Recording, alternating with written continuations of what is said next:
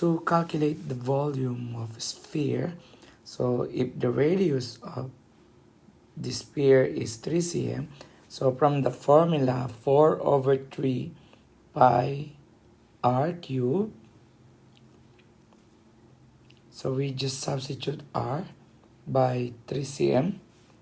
So 4 over 3 times, let's say the value of phi is 22 over 7.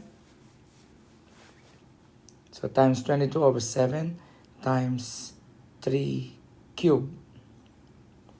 So if we multiply them together and divide it by 21, or 4 times 22 times 3 times 3 times 3 divided by 21, the answer is 113.04 cm cubed.